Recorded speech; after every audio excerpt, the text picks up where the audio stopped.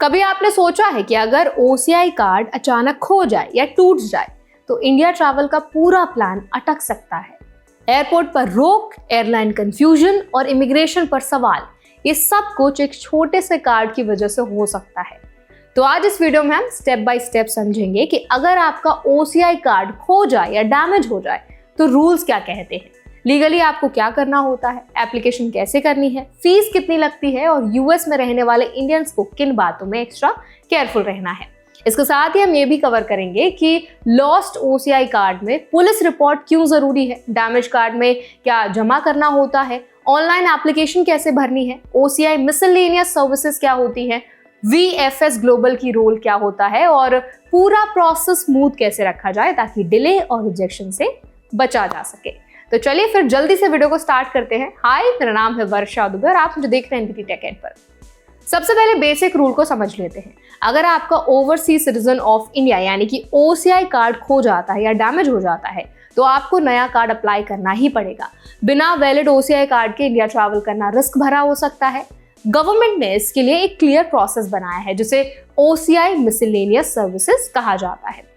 US में process VFS global के through handle होता है जो इंडियन कॉन्सुलर सर्विसेज का ऑथराइज्ड पार्टनर है।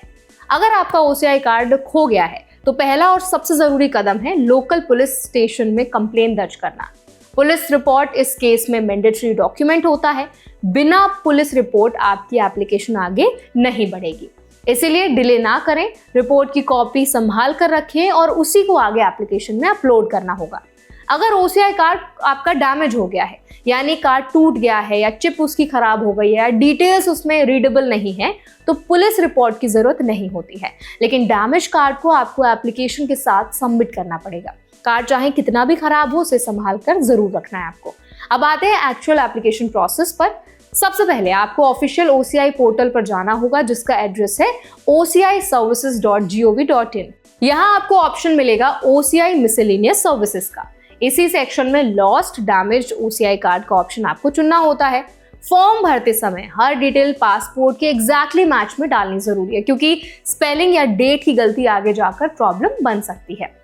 ऑनलाइन फॉर्म फिल करने के बाद आपको डॉक्यूमेंट्स अपलोड करने होते हैं। इसमें आपके प्रिंटेड और signed application form, recent passport size photographs, current valid passport की कॉपी, लॉस्ट केस में पुलिस रिपोर्ट, डैमेज केस में पुराना OCI कार्ड, एड्रेस प्रूफ जिससे यूटिलिटी बिल और फी पेमेंट रिसीट शामिल होती हैं। कभी कभी इंडियन ओरिजिन का प्रूफ भी मांगा जा सकता है, इसीलिए चेकलिस्ट ध्यान से पढ़ना बहुत जरूरी है। अब फीस की बात करते हैं क्योंकि यहीं पर कई लोग कंफ्यूज हो जाते हैं। OCI पोर्टल पर फॉर्म सबमिट करने के बाद आपको VFS ग्लोबल वेबसाइट पर जाकर एप्लीकेशन रजिस्टर करनी होती है। फीस ऑनलाइन पे करनी होती है जिसमें $100 आपका OCI रीइश्यू फीस होता है, $3 ICWF चार्ज होता है और $15.90 आपकी VFS सर्विस फी शामिल होती है। अगर आप कोरियर या शिपिंग सर्विस लेते हैं तो उसका एक्स्ट्रा चार्ज भी लग सकता है। पेमेंट के बाद आपको शिपिंग लेबल जनरेट करना होता है। इसके बाद पूरा एप्लीकेशन पैकेज यानी फॉर्म, डॉक्यूमेंट्स, रिसीट आपको इस VFS India consular application centre को भेजना होता है जो आपके रेजिडेंस के कॉन्सुलर ज्यूरिडिक्शन में आता है।